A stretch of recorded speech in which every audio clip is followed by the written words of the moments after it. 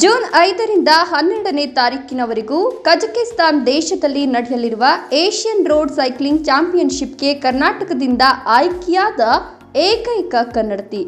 ಬಾಗಲಕೋಟೆ ಜಿಲ್ಲೆಯ ಜಮಖಂಡಿ ತಾಲೂಕಿನ ಕಡಪಟ್ಟಿ ಗ್ರಾಮದ ಕುಮಾರಿ ಪೂಜಾ ಕಾಡಯ್ಯ ಮಠಪತಿ ಇವರಿಗೆ ಬಾಗಲಕೋಟೆ ಜಿಲ್ಲೆ ಸೈಕ್ಲಿಂಗ್ ಅಸೋಸಿಯೇಷನ್ ವತಿಯಿಂದ ನಿನ್ನೆ ಸಾಯಂಕಾಲ ಶ್ರೀ ಪವಾಡ ಬಸವೇಶ್ವರ ದೇವಸ್ಥಾನ ಕಡಪಟ್ಟಿಯಲ್ಲಿ ಸನ್ಮಾನಿಸಿ ಶುಭ ಕೋರಲಾಯಿತು. ಈ ಸಂದರ್ಭದಲ್ಲಿ ಈ ಸಾಧನೆಗೆ ಮೂಲ ಕಾರಣೀಕರ್ತರಾದ ಜಮಖಂಡಿ ತಾಲೂಕು ಸೈಕ್ಲಿಂಗ್ ತರಬೇತುದಾರರಾದ ಶ್ರೀ ವಿಠಲ್ ಬೋರ್ಜಿ ಇವರನ್ನ ಕೂಡ ಸನ್ಮಾನಿಸಿ ಶುಭ ಕೋರಲಾಯಿತು.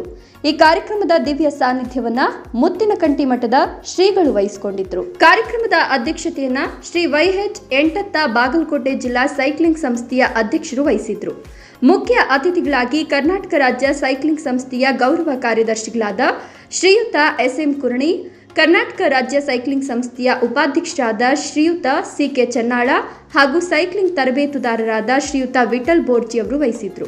ಅತಿಥಿಗಳಾಗಿ ಎಎಸ್ಐ ಭೀಮಸಿ ಮದರಖಂಡಿ ಸರ್, ನಾಗಪ್ಪ ಹೆಗಡೆ, ನಿಂಗಪ್ಪ ಸವನೂರ, ಮೌನಪ್ಪ ಬಡಿಗೇರ್, ಗುರುಪಾದಯ್ಯ, ಪೂಜಾರಿ, ಕಡಯ್ಯ ಮಠಪತಿ, ಮಾದೇವ ಪಾಟೀಲ, ರಾಮಪ್ಪ ಜಕ್ಕಣನವರ್, ಈಶ್ವರ ಗುಳೇದ ಮತ್ತು ಬಸವರಾಜ್ ಗುಳೇದ, ಬಸಯ್ಯ ಕಡಕೋಳ, ಶ್ರೀಕಾಂತ್ ರಾಮದುರ್ಗ, ಬಸಯ್ಯ ಮಠಪತಿ, ಚಿಕ್ಕಯ್ಯ ಪೂಜಾರಿ ಹಾಗೂ ಕಡಪಟ್ಟಿ ಗ್ರಾಮದ ಅನೇಕ ಗುರು ಹಿರಿಯರು ಭಾಗವಹಿಸಿ ಶುಭ ಕೋರಿದ್ರು.